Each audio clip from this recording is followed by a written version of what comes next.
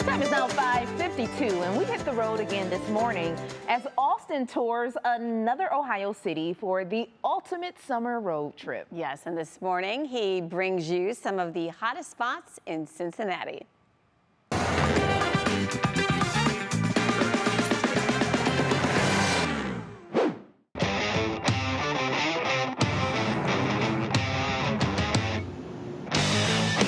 Day 3 brings us right here to Cincinnati. Our first stop, a backyard favorite that was born right here in front of Paycor Stadium. We're talking about cornhole, ladies and gentlemen, an absolute classic. But while the origins of the game do remain in question, there's one thing for sure, is that it became a professional sport right here in the Queen City. Let's throw some bags, huh?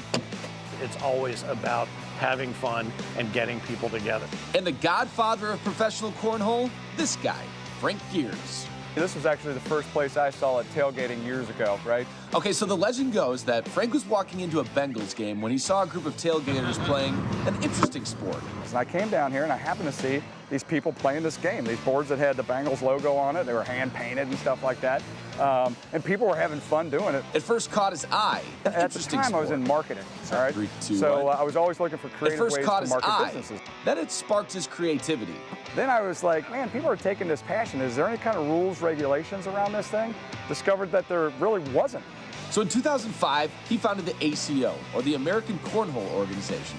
I set out to create rules and guidelines to developing it into more than just a backyard game. Fast forward to today, and it has grown into a national sport with over 5,000 members. Frank and the ACO took cornhole from the backyard to the front page. And to test my skills, I decided to take on a professional cornholer. Come on, get it there, big boy. Weight room. I lost in 8 throws. But you can be the king of your cul-de-sac and then roll out here and be humbled. My goodness. Eric, thanks for humbling me. Appreciate it, pal. After that cornhole beatdown, I think I definitely need a beer. But hey, there's no better place to grab one here in Cincinnati than Ryan Geis Brewing. Check it out. We are in Cincinnati. I hope it's something that people are proud of.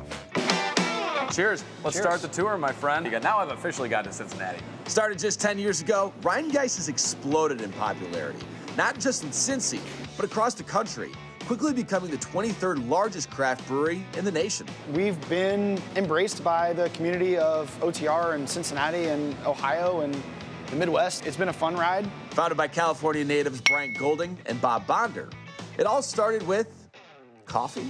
Bob actually moved to Cincinnati to start a coffee company. Oh. You know, you drink a bunch of coffee in the morning, at the end of the day, You need a few beers. you need a few beers. And so he realized that, you know, having had been out in California, really had fallen in love with craft beer and didn't see as much here. They landed on this building, breathing new life into a space that was once a brewery.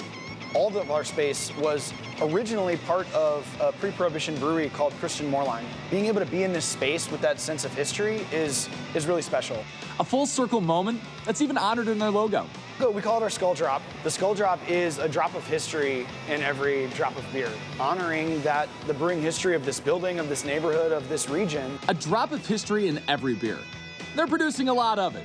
Last year alone, they brewed and sold over 105,000 barrels. If you guys are hiring in the quality assurance lane, let me know. I'm in for it. Continuing a storied past while brewing a rich future.